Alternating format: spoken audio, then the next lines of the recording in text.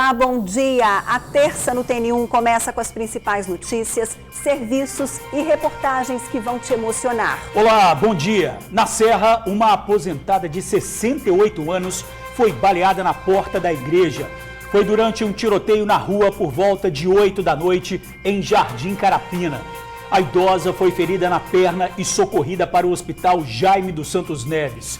Além da aposentada, o genro dela também recebeu um tiro na perna e foi levado por vizinhos para o mesmo hospital. Até agora, ninguém sabe quem é o autor dos tiros ou o alvo dos bandidos. Nós preparamos uma reportagem que você vai ver daqui a pouquinho. É verdade, Jorge, porque agora a gente dá uma pausa em assuntos policiais para contar a história da Ana Carolina. Uma médica acostumada a dar diagnósticos a pacientes que hoje vive o outro lado. Foi diagnosticada com uma anemia rara. Ana Carolina agora procura um doador de medula óssea para salvar a vida dela. A repórter Tainá Lopes conversa com um médico que vai dar detalhes da doença. Falar sobre tipos de anemia, complicações, sinais da doença e muito mais. Bom dia, Tainá. Ana Carolina já faz campanha nas redes sociais em busca de doador, não é isso? Bom dia, George e Ingrid, a você que nos acompanha, é isso mesmo. A Ana Carolina, como vocês já disseram, acostumada a dar diagnósticos, acabou surpreendida por esse tipo gravíssimo de anemia, que é a anemia plástica. Hoje ela busca, por um doador de medula, justamente porque é a única maneira de se curar dessa doença. A gente está num consultório médico, daqui a pouco eu vou conversar com o médico hematologista, que vai explicar melhor pra gente do que se trata esse tipo de anemia, as causas, o tratamento específico, o que a gente pode buscar para diagnosticar essa doença, porque a Ana teve muito trabalho para poder chegar ao diagnóstico exato da anemia plástica. Então, todos os detalhes daqui a pouquinho aqui no seu Tribuna Notícias, primeira edição. Obrigada, Tainá. Até já. Ana Carolina, tão linda, vai dar tudo certo, né, George? E olha, pessoal, trabalhadores que tiveram a casa destruída pela chuva em Vila Velha poderão sacar o FGTS para fazer a reforma na residência. Felipe Chicarino conta os detalhes pra gente ao vivo. Bom dia, Felipe! Olá, Ingrid e George, bom dia para vocês, bom dia a todos que nos acompanham pelo Tribuna Notícias primeira edição. A gente fala ao vivo aqui do Shopping Boulevard, em Vila Velha, amanhã agitada aqui hoje, porque como você mesmo falou, hoje começou o cadastramento para o saque do FGTS na modalidade tragédia natural, Ou seja, aquelas pessoas que foram prejudicadas, os trabalhadores que foram prejudicados com as chuvas do mês de maio, As fortes chuvas que atingiram não só o município de Vila Velha, mas a Grande Vitória toda. Essas pessoas de Vila Velha, esses trabalhadores de Vila Velha, têm até o dia 18 de outubro, começou hoje, e vai até o dia 18 de outubro, o cadastramento para o saque do FGTS desta modalidade. Como pode ver, muita gente procurou hoje já o shopping pela manhã, a Caixa está aqui de forma presencial, dando esse atendimento aos moradores, aos trabalhadores. Daqui a pouco eu vou voltar para falar especificamente de tudo que você precisa saber sobre essa modalidade de saque. Por exemplo, você que já sacou esse FGTS na mesma modalidade no mês de março, relacionado às chuvas de novembro do ano passado, você não vai ter esse direito. Só tem o direito quem já sacou o FGTS depois de 12 meses. Nesse prazo de 12 meses, não pode. Estas e outras informações a gente vai explicar direitinho para vocês, tintim por tintim, na hora que eu voltar aqui no TN1. Beleza? Ingrid e George, bom dia para vocês, bom jornal a todos. Bom dia, Felipe. Valeu. Até já. Então, são alguns critérios e daqui a pouquinho a gente conta tudo para você. Já falamos aqui no TN1 das praças de Vitória que estão sendo usadas por traficantes para vender maconha e cocaína. Uma delas é a pracinha da Mata da Praia. Só essa semana, 4 suspeitos foram presos no local. Que dos Santos Cruz, de 21 anos, foi trazido para o DPJ de Vitória. Ele foi abordado pela polícia quando preparava um cigarro de maconha para consumo nesta praça, que fica na Mata da Praia, bairro nobre da capital. Durante a abordagem, a polícia encontrou droga embalada para comercialização e dinheiro que afirma ser proveniente do tráfico. Eric é o 4º suspeito detido em apenas uma semana no mesmo local. Na semana passada, foram presos Antônio José de Siqueira Seolim, de 18 anos e 2 menores de 16 e 17 anos. Segundo a polícia, o Antônio é morador de Jardim da Penha e já tinha passagem por tráfico. Ele foi encaminhado ao presídio. Os 4 suspeitos foram presos aqui nesta praça. Eles estavam na arquibancada e as drogas apreendidas foram encontradas nas redondezas do local. Uma situação que vem tirando a paz dos moradores. O homem que prefere não ser identificado mora aqui no bairro há 20 anos. Durante as caminhadas diárias, sempre passa pelas famosas praças, mas tem medo. E não é para menos. Olha essa aqui, com vários pontos de escuridão. Deixa-se inseguro sim, né? Porque onde tem usuário, tem o traficante, né? E isso realmente deixa a gente com uma certa insegurança de caminhar pelo bairro depois de certa hora. Quem mora aqui acredita que a presença da polícia pode inibir a ação de suspeitos. Com certeza a presença da polícia inibe, né, o usuário e inclusive o tráfico, né, em si. Um dos suspeitos assinou um termo circunstanciado pela posse de droga para consumo próprio e vai responder em liberdade. O outro e os adolescentes foram ouvidos e liberados. Agora o flagrante de mais um assalto a trabalhadores que dependem do transporte público. Jardim Campo Grande, Cariacica, 5h40 da manhã. Os moradores esperam a chegada do coletivo num ponto de ônibus quando um carro preto encosta. 2 assaltantes descem do veículo e fazem um arrastão.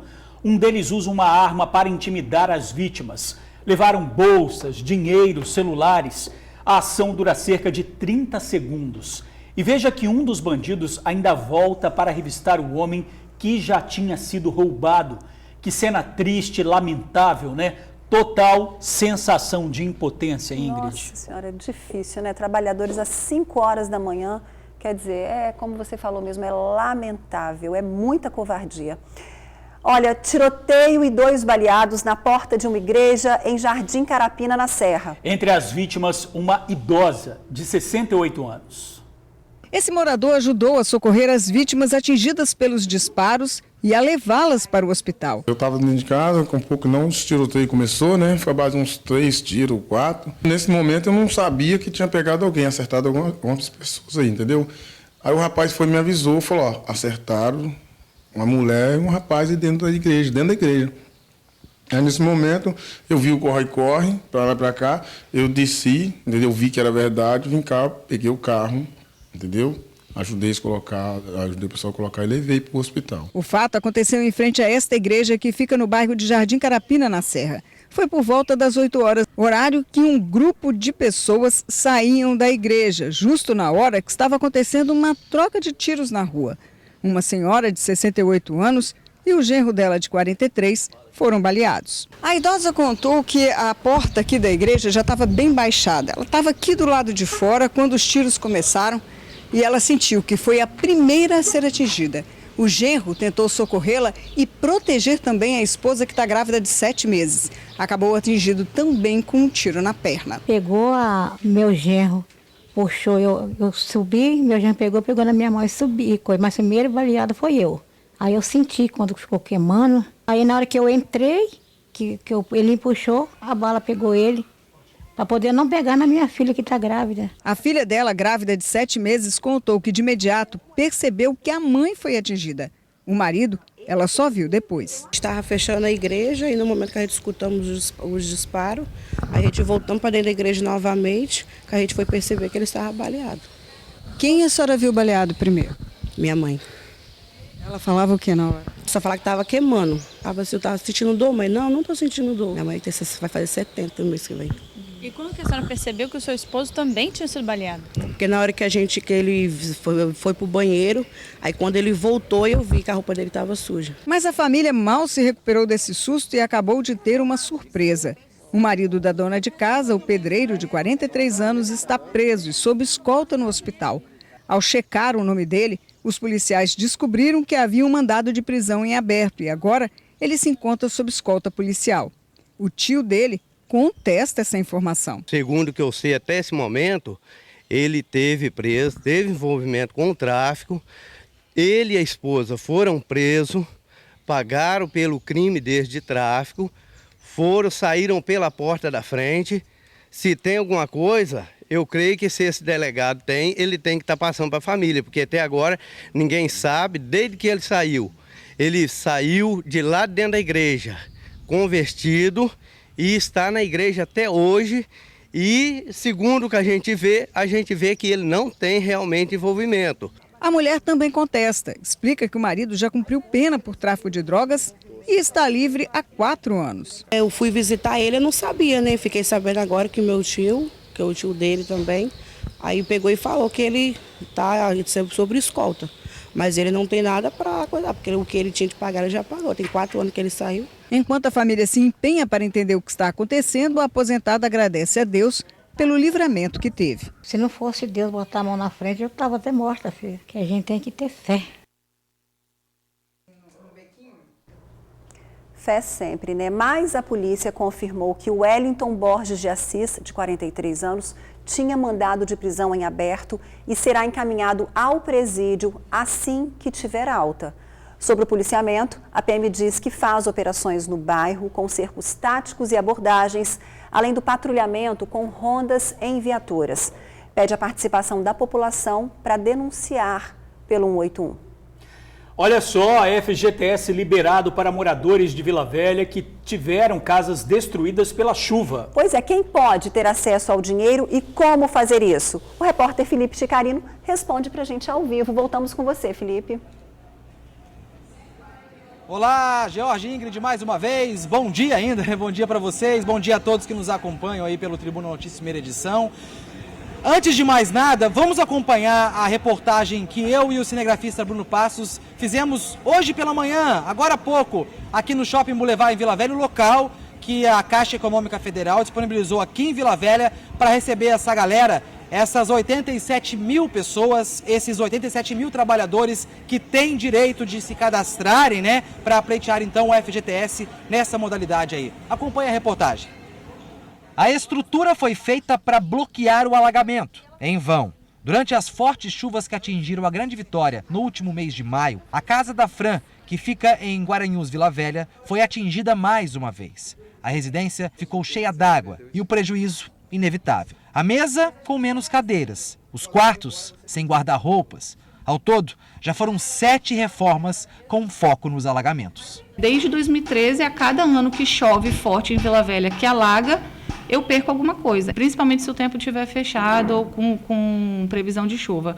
A gente não sai de casa justamente para ficar esperando se pode acontecer alguma coisa. A Fran não está sozinha. Milhares de capixabas foram prejudicados com as enchentes de 5 meses atrás. 87 mil deles vão poder sacar o FGTS pela modalidade desastre natural. O cadastramento começou hoje e acontece no Shopping Boulevard, também em Vila Velha. A primeira coisa é o trabalhador estar na lista dos que foram atingidos pela chuva, né?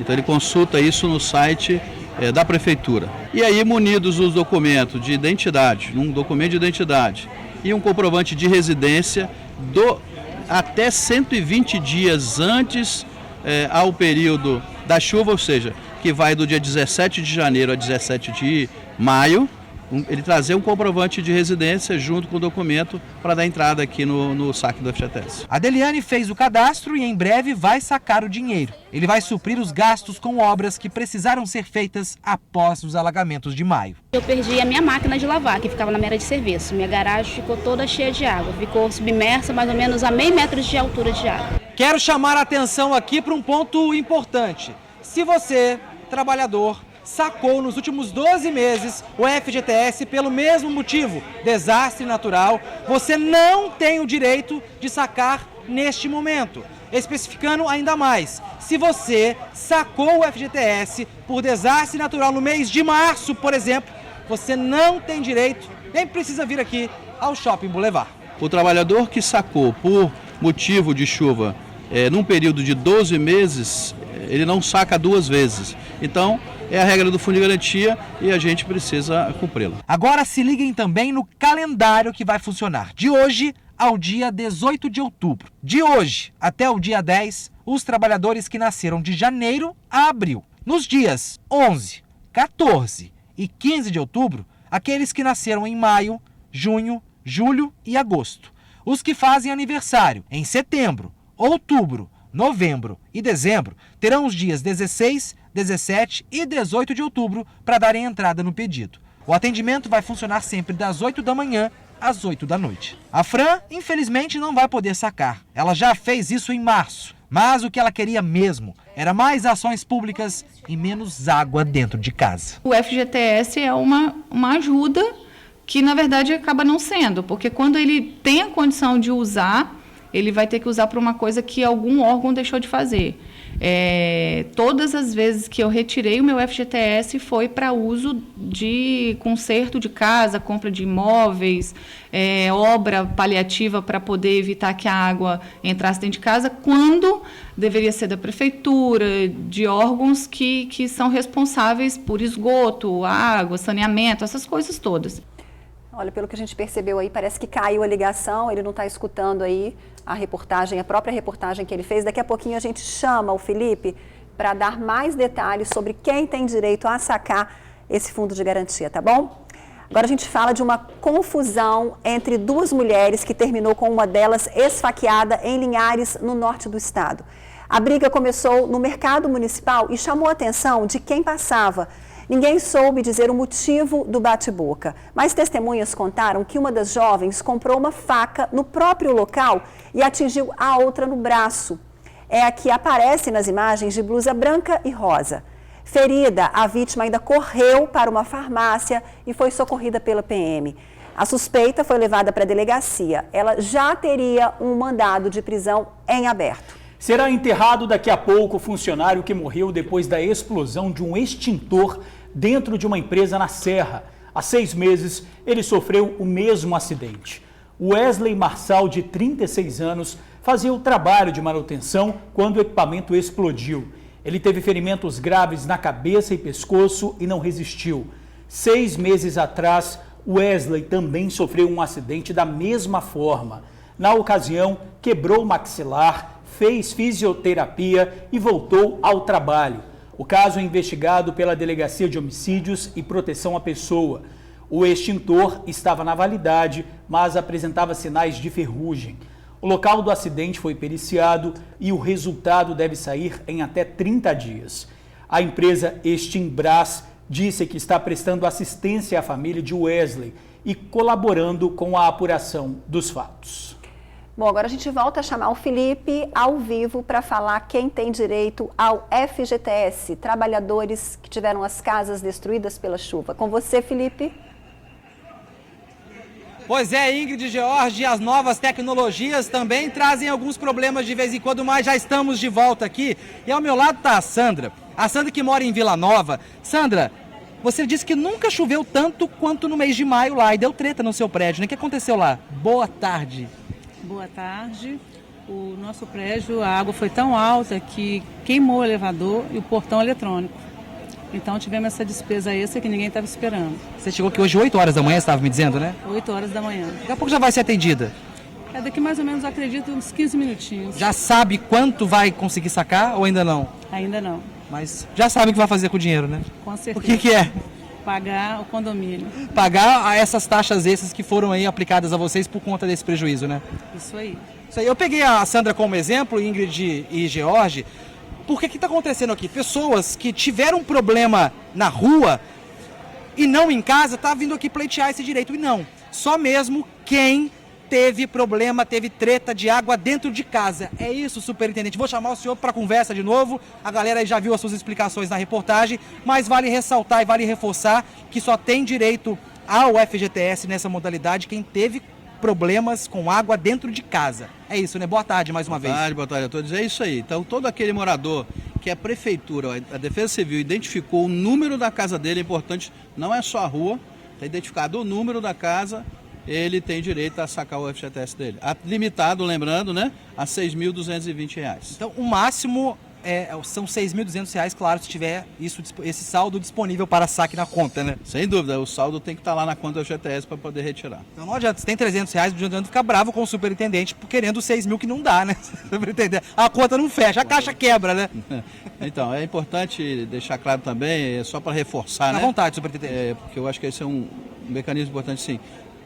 todos aqueles que tiverem direito e obedecer o calendário, né? Nós estamos aqui, vamos estar aqui até o dia 18, então de 8 às 20 horas, obedecer o calendário para que a gente tenha um atendimento com qualidade, com tranquilidade e trazer a documentação.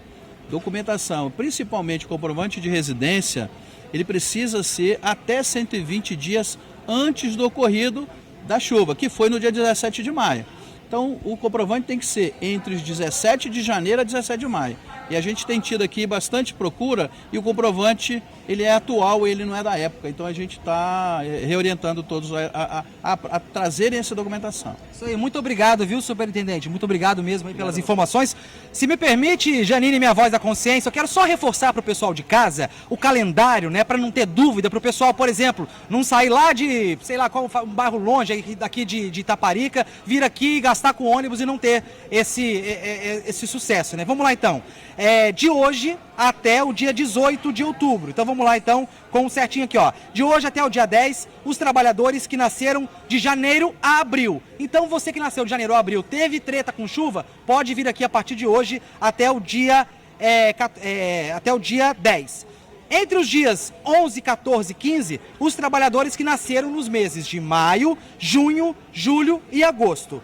E os que fazem aniversário em setembro, outubro, novembro e dezembro terão os dias 16 a 18 de outubro para poder então pleitear este saque do FGTS para tragédias naturais. Ingrid e George, eu volto com vocês. Muito obrigada, Felipe, pelas informações. Ana Carolina Cavalieri Milanês, 26 anos. Médica diagnosticada com uma anemia rara.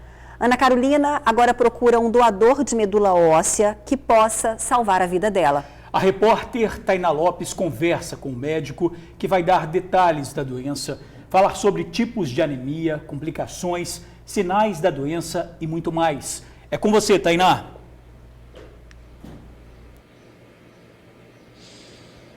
Pessoal, estou aqui com o Dr. Wesley Lengruber, ele é hematologista, gentilmente vai nos atender já aqui, uma consulta para os amigos do TN entenderem um pouco melhor da doença. A Ana, como vocês já disseram, ela está sofrendo de anemia plástica. Para mim é novidade, eu nunca tinha escutado não, viu, doutor, sobre essa doença. E para se curar, hoje ela precisa de um transplante de medula. Vamos primeiro conhecer a história dela e já a gente volta aqui com o especialista. Solta o VT. Tudo começou quando Ana Carolina apresentou sintomas de gastroenterite. Como a situação se prolongou, ela resolveu buscar um especialista. As plaquetas não tinham voltado ao normal, na verdade elas tinham caído, né? E eu estava com uma anemia leve também, as minhas células de defesa, que são os leucócitos, já estavam mais baixas que o normal. E aí eu fui encaminhada a um hematologista para investigar as possíveis causas de pancitopenia. Pancitopenia é quando a gente tem redução das células sanguíneas. Ela é médica e trabalha num pronto-socorro de um hospital em São Paulo. Faz residência na área de psiquiatria. Os problemas de saúde continuaram e exames mais detalhados revelaram um diagnóstico preocupante. Ana Carolina estava com uma doença chamada anemia plástica. A nossa medula nada mais é do que o líquido, o tecido que preenche nossos ossos. É o tutano, popularmente dito, né? Lá é produzido tudo que a gente tem no sangue. Eu fiz essa biópsia, coletei as células, um pedacinho do osso. Foi constatado que a minha medula era muito hipocelular. O que isso quer dizer? Eu tinha muito menos células do que eu deveria ter. Na anemia plástica, a nossa medula óssea ela é substituída progressivamente por tecido gorduroso. Os médicos não viram outra saída a não ser o transplante de medula óssea. Ana Carolina entrou na fila. No final de maio eu tive uma piora importante, né? As minhas plaquetas chegaram a 20 mil. Como minha família é daqui de Vitória, eu retornei para seguir meu tratamento aqui. A gente tentou um outro tratamento inicialmente, que inclusive eu continuo enquanto eu aguardo essa medula, que é o uso de um imunossupressor chamado ciclosporina, que o próprio SUS me fornece. tá? Só que infelizmente ele não teve uma resposta boa e eu evolui com critérios de gravidade. De acordo com a Central de Transplantes do Espírito Santo, nos primeiros 6 meses deste ano foram realizados 39 transplantes autólogos de medula óssea, que é quando se trata do doador e do receptor serem a mesma pessoa. A maior chance é conseguir um doador dentro da família, mas mesmo dentro da família essa chance é de algo em torno de 25%. E por uma questão racial, por uma série de questões, a chance de você conseguir um doador dentro desses bancos de doadores é algo em torno de 1 para 100 mil a 1 para 250 mil. A maior parte dos transplantes são transplantes autólogos, em que a gente não tem essa dificuldade com o doador, já que o doador e o receptor são a mesma pessoa. O transplante halogênico é esse que a gente estava comentando antes, em que, infelizmente, a gente tem a grande dificuldade é conseguir o doador. Existem atualmente 342 pessoas aguardando na fila do transplante aqui no Espírito Santo. Uma situação desafiadora para os pacientes e para toda a comunidade médica.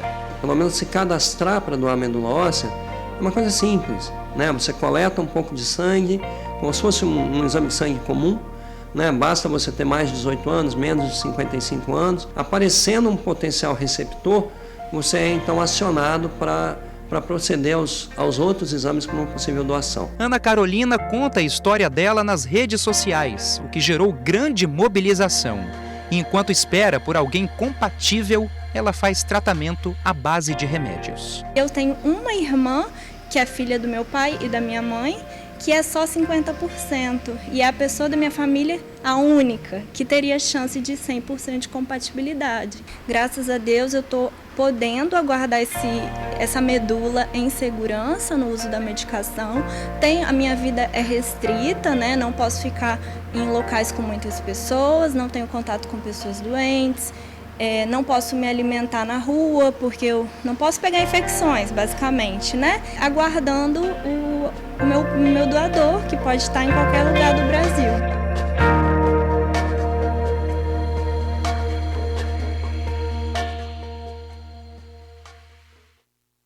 Vai aparecer. A gente está torcendo aqui pela Ana. Com certeza a gente vai voltar com uma ótima notícia sobre ela. E a você, amigos do TN, vamos entender um pouco melhor então sobre anemia plástica com o médico hematologista aqui, o Wesley Gruber. Doutor, já te pergunto, a gente estava conversando um pouco antes, né? A anemia plástica, ela é como qualquer outra anemia em relação a sintomas, a como evitar esse tipo de doença, ou ela se difere justamente por conta dessa gravidade? Então, a anemia plástica, quando a gente fala de anemia, na verdade a gente está falando de um sintoma. Então é fundamental que a gente classifique a anemia, tem várias causas de anemia. O mais comum é as pessoas associarem a anemia com deficiência nutricional, alguma coisa do tipo, que é a anemia mais comum mesmo. Mas a anemia plástica, especificamente, ela é causada por uma falha da fábrica do sangue, uma falha da fabricação do sangue. Isso tem uma série de motivos, isso não tem relação com aquela anemia que o pessoal conhece, aquela anemia mais comum que o pessoal conhece, não. Ou seja, a gente pode fazer uma alimentação super saudável, rica em todos os nutrientes necessários para evitar a anemia, necessariamente não vai evitar a anemia plástica. Não. Pensando em evitar, né, a anemia plástica, o que é importante? É importante a gente evitar o uso de medicamento, principalmente por longo período, sem orientação médica, porque isso pode eventualmente levar a lesão da fábrica do sangue e, posteriormente, a anemia plástica. Evitar contato com produto químico, tinta, thinner, gasolina, solvente, sem proteção adequada. Evitar contato, por exemplo, com herbicida, né, um Roundup para eliminar um matinho perto de casa. Essas coisas são importantes. Uma anemia simples pode evoluir para uma anemia plástica? Não, uma anemia simples não vai evoluir para uma anemia plástica. A gente precisa tomar cuidado com isso. É claro que o diagnóstico de anemia plástica ele pode começar por uma anemia e, por exemplo, uma célula de defesa um pouco baixa, ou uma anemia mais uma plaqueta baixa, mas é pouquíssimo provável que a gente faça um diagnóstico de uma doença como anemia plástica só por conta de uma anemia isoladamente. Como que é o diagnóstico, então? É um exame simples de sangue? Precisa fazer muitos exames para chegar a esse resultado? Quem não tem condições, por exemplo? Como diagnosticar esse tipo de anemia? A anemia plástica, basicamente ela decorre de uma falha de funcionamento da fábrica do sangue. O tutano do osso, né, ele para de funcionar. A primeira coisa que vai chamar a atenção do médico vai ser a alteração no exame simples do sangue mesmo. Não uma anemia somente, apesar do nome, mas uma anemia e mais algo. Diante disso, aí sim a gente vai precisar de outros exames. Aí você vai precisar de biópsia de medula, vai precisar avaliar a fábrica do sangue para ver exatamente qual é a condição dessa fábrica do sangue. Porque para o diagnóstico da anemia plástica ela precisa estar vazia. E aí, estando vazia, mais alteração no exame de sangue, aí a gente fecha o diagnóstico. Tem outra coisinha também que é bom a gente evitar, que faz demais, que é a questão da automedicação, né? Sim, é aquilo que a gente ponderou. Uso de medicamento, às vezes medicamento simples, analgésico, anti-inflamatório, às vezes medicamento simples.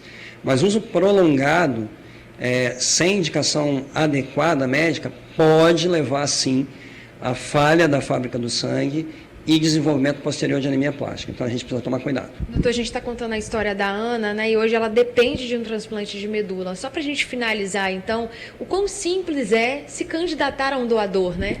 Sim, é uma coisa que a gente precisa da ajuda das pessoas, de se conscientizarem que, para algumas pessoas, um gesto simples, como procurar o hemocentro, né, e se cadastrar para ser um doador de medula, pode fazer uma diferença enorme na vida dessas pessoas. Tá certo, muito obrigada, doutor Wesley. Só lembrando, então, que é só procurar o hemocentro, uma retirada simples de sangue já te coloca ali na lista de possível doador de medula. Quem sabe salvar a vida da Ana e de tantas outras pessoas aqui no estado que precisam de uma doação de medula óssea. Eu volto aí com vocês no estúdio.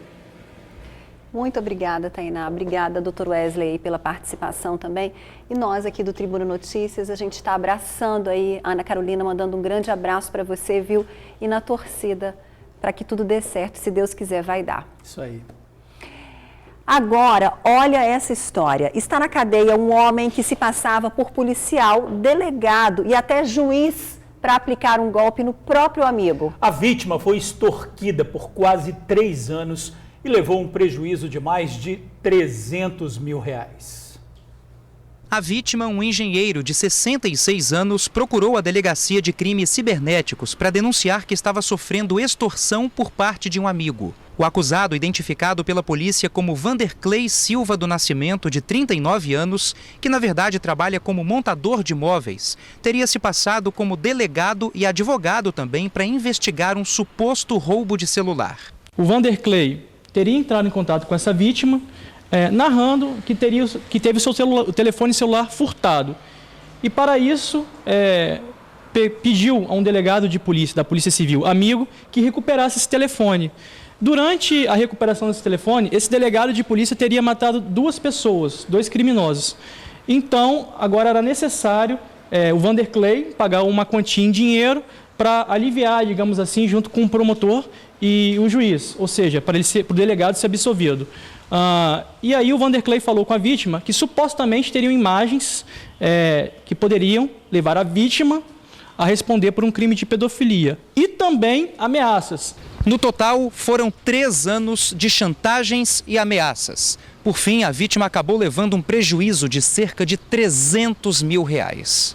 O acusado se passou também como juiz e promotor, usando linhas telefônicas diferentes para entrar em contato com a vítima. Concluímos hoje que o Vanderclay, que era um amigo da vítima, foi o responsável por criar todos os personagens, quais sejam um delegado de polícia, um advogado, um juiz de direito e um promotor, que não existiam, se passando por essas pessoas para extorquir dinheiro da vítima. Na verdade, a gente não tem nem comprovação de que o telefone teria sido furtado ou roubado mesmo, que essa história foi criada. A gente acredita, inclusive, que as ameaças pesaram mais em função das ameaças, do cometimento da ameaça contra a família da vítima, os filhos, porque ali ele falou que sabia onde os filhos estudavam e a vítima, inclusive, não quis envolver a família em nenhum momento, achou que pagando conseguiria ali evitar que alguma coisa mais grave acontecesse. Então, a gente não tem nem como falar se tinha imagem de pedofilia ou não, isso seria outro crime, mas a investigação não aponta nesse sentido. Literalmente é o quê? Amigo da quê? Amigo da onça. Tem que escolher bem, né, Ingrid? Pelo amor de Deus. De pensar que tá cheio de amigo da onça demais, por aí, né? Tem que ficar de olho. E olha, o TN1 volta já e mostra o combate ao crime no interior do estado. Teve apreensão de armas e munição em Aracruz. Confirma também as vagas de emprego. Confira. Vamos te apresentar o Pedro. Ele tem 13 anos e escreveu um livro de poesia infantil chamado Floresta Encantada. Pois é, tão novinho e já sabe que todos nós somos responsáveis pelo ambiente que vivemos. E ainda corre que o porco tá solto. O danadinho deu um trabalho no meio do trânsito, hein? Nós voltamos rapidinho. A polícia apreendeu uma carga de munição dentro de um carro em Barra do Saí, Aracruz. Foram mais de 960 munições de diversos calibres. O material estava numa caixa de papelão dentro de um veículo que seguia pela orla. Depois da apreensão, policiais foram a uma casa no bairro Sauê e prenderam um casal. No local foram encontrados um revólver e mais munição. Falso veterinário preso em flagrante na Serra. O mandado de busca e apreensão foi cumprido na residência do acusado, no bairro Morada de Laranjeiras. No local foram apreendidos anestésicos de uso controlado e restrito a médico veterinário, instrumentos cirúrgicos, receitas e carimbos falsos do Conselho Regional de Medicina Veterinária do Rio Grande do Norte. A ação da polícia foi motivada por denúncia recebida pela CPI dos maus tratos a animais da Assembleia Legislativa. O homem foi autuado por falsidade ideológica e pode pegar de 1 a 5 anos de prisão. Os donos de animais atendidos pelo falso veterinário que tiveram sequelas devem procurar a delegacia.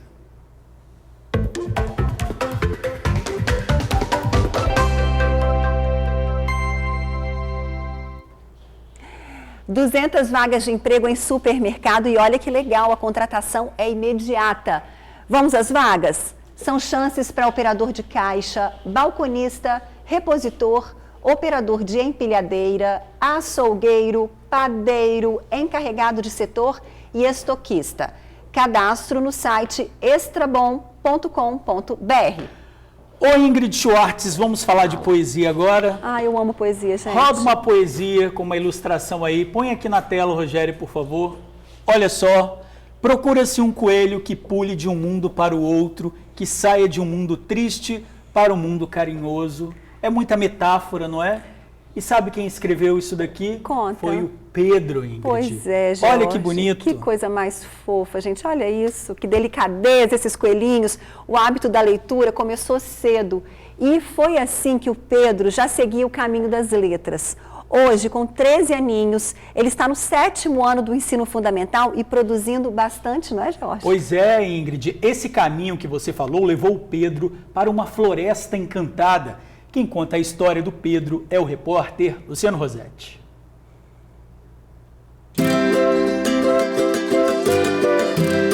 Ele queria fazer algo completamente diferente e conseguiu. Um livro de poesias infantis. O diferencial todo é que o autor, Pedro Rezende, tem apenas 13 anos de idade. O título do livro, Floresta Encantada. Poesias sobre animais e natureza, coisas que ele gosta e que se tornaram ilustrações e texto. Nesta floresta encantada, encontrei o que procurava. Tristeza eu perdi, troquei, comprei, vendi. Amores, músicas e gargalhadas, também encontrei risadas, junto com ternura, emoções e graças. Essa é a minha floresta encantada. Agora, de onde surgiu toda essa inspiração, hein? Bem, essa também é uma boa história, que é melhor que ele mesmo conte. Ver do dia a dia que eu tenho, com a vivência que eu tenho no dia a dia com meus pais, com a minha família, aqui na escola, nas outras habilidades. E além disso, Pedro sempre gostou de ler poesias, crônicas, enfim, e bebeu na fonte de grandes nomes da literatura. Eu vi algumas poetisas, Rosana Murray, Cecília de Meirelles, aí eu vi que elas criaram livros, achei muito legal, e aí surgiu a ideia de criar um livro mesmo para crianças.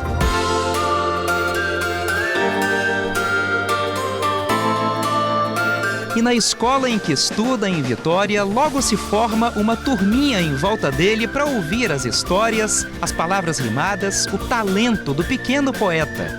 Pequeno só no tamanho, né? Porque ainda está no 7º ano. Mas com certeza um gigante na criatividade. Você criou alguma das poesias? Foi, todas as poesias foi eu que escrevi, foi eu que criei. Há 3 anos, Pedro começou a participar de projetos de ética e cidadania dentro da escola. Depois ele resolveu mudar o foco, mergulhar na poesia e encantar professores e alunos. A gente começou a dar o suporte, né, com materiais, na internet, para pesquisar sobre poetas e poetisas. Então ele se identificou muito com poetisas, e Rosiane Murray, a Cecília Meirelles, que tem essa forma lúdica de trabalhar. Então, com isso, a escrita dele ficou muito próxima à literatura infantil. A escola trabalha numa perspectiva de uma construção não só de conteúdos trabalhados em sala de aula, aqueles conteúdos formais da educação formal. A gente trabalha uma perspectiva de ampliar os conhecimentos do estudante naquilo que ele realmente tem vontade de aprender. Então, quando a gente trabalha com um estudante como o Pedro, que tem indicação para altas habilidades de superdotação, nós trabalhamos as habilidades dele de uma forma específica, de uma forma individualizada. Esse é o resultado de 1 ano de produção do livro.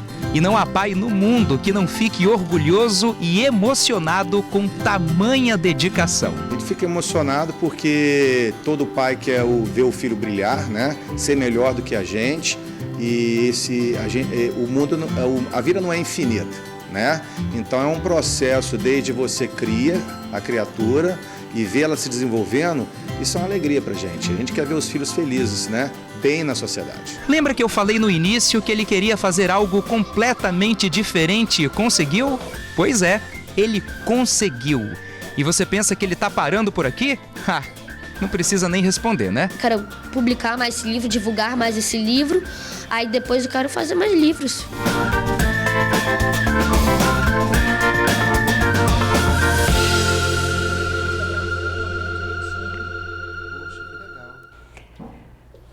Parabéns, pai do Pedro, parabéns, escola. E eu vou contar uma coisa para você. Pedro, eu me apaixonei por você, pela sua inteligência, pela sua criatividade e pelas suas pintinhas também. Gente, você é muito lindo, muito maravilhoso, viu? E olha só, eu olhei o livro do Pedro lá na internet. Dá para baixar, a gente vai falar daqui a pouquinho. E as histórias, as poesias são bem curtinhas e a ilustração, todas as ilustrações que a gente está vendo aí, elas foram feitas pelo Pedro. Então, quer dizer, um artista além completo, de escrever, né? Exatamente, ele ainda fez todas as ilustrações do livro. E vamos combinar, né? Como o mundo está precisando de poesia, né? Como o mundo está precisando de Pedros. Que prazer conhecer esse Pedrinho aí, todo cheio de sardinha. Que gracinha. Pois é, e o livro do Pedro Floresta Encantada pode ser baixado em PDF pelo site da Prefeitura de Vitória, vitoria.es.gov.br.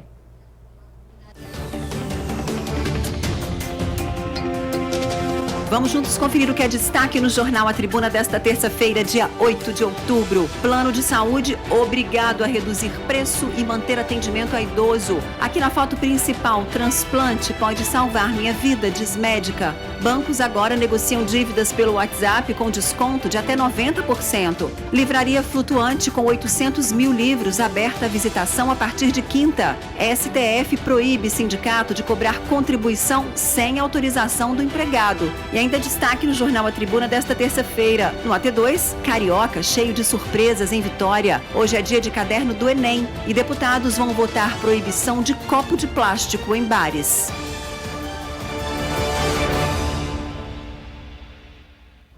No quadro Coisas de Casa, que está chegando, hoje tem dica para organizar cintos. Eu sinto muita vontade de aprender porque o meu armário fica todo bagunçado. Quem escreveu isso para eu ler, hein? Meu armário. Bom, a editora executiva Janine Jordain disse, baseado nas suas gavetas aqui do Tribuna Notícias, que a sua gaveta de casa Estão me denunciando. Fica toda desorganizada. Mas isso é assunto pro próximo bloco, tá? Que tem também o porco, que deu um trabalhão, gente. Solto na rua, foi aquele baile no trânsito. Essa daí eu quero ver, a gente já volta. Quando o porquinho foge de casa e dá um baile no dono no meio da rua. A cena foi registrada por um morador de Nova Venécia, noroeste do estado. Olha só, o dono corre de um lado para o outro na tentativa de capturar o animal. Mas o bichinho é esperto, viu? Não se rende fácil.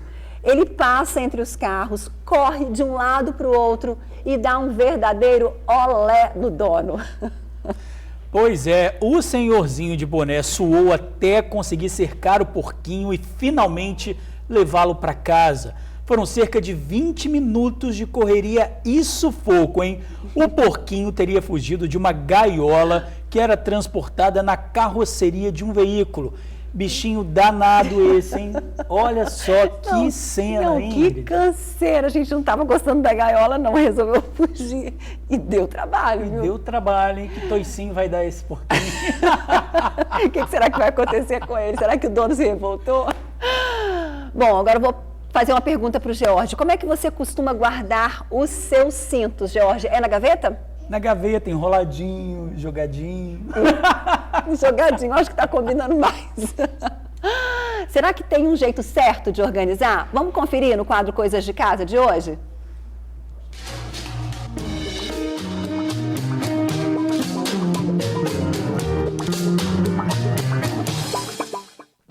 Oi, gente, tudo bem aí com vocês? Me diz uma coisa, por onde andam os cintos? Isso mesmo, você tem guardado onde? Numa caixa, numa gaveta? Diz pra mim, sabe por quê? É que hoje você vai aprender uma solução definitiva. É isso mesmo, pra sempre. E quem vai ensinar é a nossa personal organizer, Luciana Barbosa. Para essa dica de hoje, nós vamos usar as colmeias organizadoras, que em média hoje no mercado custa R$25. E nós vamos colocar os nossos cintos por cor, né? Vamos começar pelos mais claros.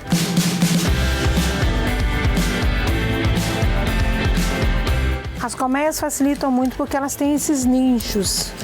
E esses nichos faz ficar tudo separado. Isso prático para o seu dia a dia. E você coloca por cor. Esses saquinhos organizadores, muitas vezes vêm as fivelas dos cintos separados. Você coloca num saquinho organizador e coloca aqui na sua colmeia. Na hora de você usar, fica prático, fácil para o seu dia a dia.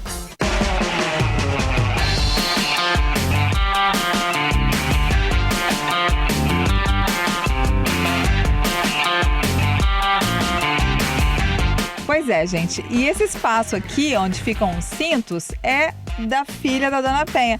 E ela estava me contando que às vezes era meio desarrumadinho, vivia em caixa, o cinto, né, Dona Penha? Realmente vivia assim, nas caixas. E a gente querendo usar o cinto, às vezes ficava algum despeça e tal. Então a gente, quando veio conhecer a Luciana, que ela convidei para ela vir à minha casa e tal, ela veio e para me dar uma ideia. E foi maravilhosa, ela trouxe umas ideias que hoje em dia tá tudo organizadinho, ela me informou, organizador, recinto, como vocês estão vendo, muito bom. E agora é só conservar, né? Agora é só conservar. E quando eu já quero usar o recinto também, ou ela sempre está usando, ela já sabe onde encontrar. Super fácil. Ela já sabe encontrar. Super fácil, tá vendo, gente? Bora organizar também a sua casa aí, tá bom? Até a próxima. Tchau! Gostou, George, da dica? Eu gostei da ideia porque ocupa menos espaço, né? E realmente deixava tudo lá enroladinho e ocupa muito espaço lá na gaveta. É, porque mandaram te perguntar se você guarda seus cintos igual você guarda suas gravatas aqui para apresentar. Vocês estão fazendo muito bullying comigo, hein? Isso é maldade, hein? Qualquer hora eu vou fazer uns stories mostrando como é que ficam suas gravatas. Será que eu sou tão desorganizado assim? Que é isso, hein? Gente, olha só, na semana passada a gente mostrou que fica mais fácil passar roupa usando um papel alumínio na tábua de passar, né? Ajuda a esquentar mais, a roupa fica mais passadinha. E quanto tempo para trocar esse papel? Ficou faltando aí essa resposta. Depende do uso, de 15 em 15 dias, se for mais intenso, ou a cada 30 dias. Tem que ficar de olho também se o papel alumínio vai ficando mais escuro aí, vai queimando. Então, de 15 em 15 dias, se você passar mais roupa, e de 30 dias se passar menos roupa, aí tem que trocar. Não tem Mas saída. fica bem, passa mais, a roupa fica mais bem passadinha usando papel alumínio. Pois é, tá aí a resposta Tá pra aí a galera que resposta. ficou devendo, né, da semana passada, viu, pessoal? Vou ser antes- mais organizado depois dessa, tá, Ingrid? Muito obrigado. Ah, você vai organizar sua gaveta antes vou de eu organizar. filmar ela, sabe, gente? Acho que tá prometido. Bom, eu tenho um beijinho pra mandar. A Joelma Laudinei entrou aqui no meu Instagram, disse que tá ligadinha. Um beijo, Joelma. Muito obrigada pelo carinho. E o Silvano Borges falou, olha, toda a família Borges do bairro Santa Rita, todos têm um carinho muito especial pelo Tribuna Notícias Primeira Edição. Então a gente agradece esse carinho, esse retorno de vocês e manda beijos para todo mundo, tá bom? Beijo e até amanhã. Até amanhã, a gente espera vocês 15 para meio-dia. Agora você fica com a Isabela Vidal no Ronda Geral. Até amanhã, gente. Ah, e depois tem o Papo de Padre, estreando aqui com o Padre Anderson Gomes, logo depois do Ronda, 1h15. Perde não. Tchau. Até amanhã.